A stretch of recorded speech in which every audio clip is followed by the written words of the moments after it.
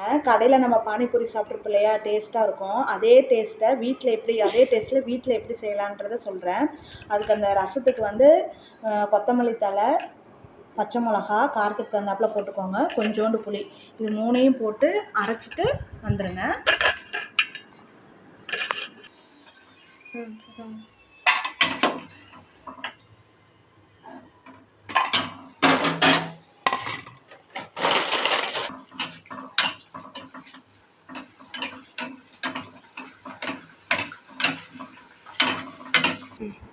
இப்போ நம்ம அரைச்சிட்டு வந்ததை வந்து இந்த மாதிரி தண்ணியில் கொஞ்சம் சால்ட் கலந்துக்கோங்க. இந்த மாதிரி தண்ணியில் வடிகட்டி சேர்த்திக்கோங்க.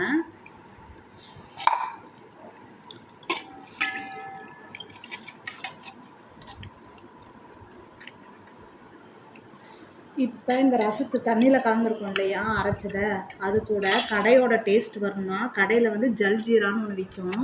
நீங்கள் ஓரளவுக்கு நார்மலாக செஞ்சுருக்கீங்க, ஆனால் கடையோட டேஸ்ட் வரல அப்படின்னா இந்த ஒரு பவுடரை சேர்த்திங்கன்னா போதும். கடையில் சாப்பிட்ற மாதிரி அதே டேஸ்ட்லேயே பானிபூரி நம்ம வீட்டிலே சாப்பிட்லாம்.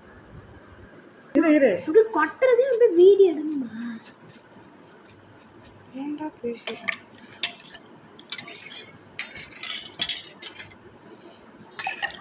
அடுத்தது வந்து அந்த அந்த பூரிக்குள்ளார வந்து உருளைக்கிழங்கு மசால் ஸ்டஃப் பண்ணி கொடுப்பாங்க. அது எப்படின்னா, உருளைக்கிழங்கு, கொஞ்சோண்டு உப்பு, வெங்காயம் பொடி பொடியாக நறுக்கிறத சேர்த்திக்கோங்க, கொஞ்சோண்டு மிளகாத்தூள், இதை சேர்த்திட்டு இதெல்லாம் மிக்ஸ் பண்ணிக்கோங்க.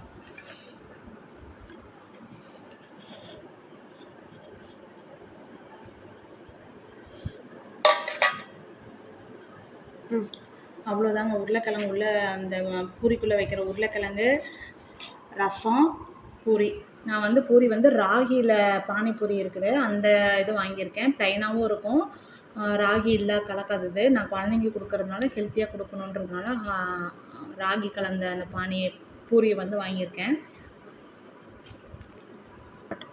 இந்த மாதிரி வீட்டிலே ஹெல்த்தியாக குழந்தைங்களுக்கு செஞ்சு கொடுங்க. ஈவினிங் வந்தோடனே குழந்தைங்களுக்கு செஞ்சு கொடுங்க, ரொம்ப பிடிக்கும், உங்களையும் பிடிக்கும். தேங்க்யூ.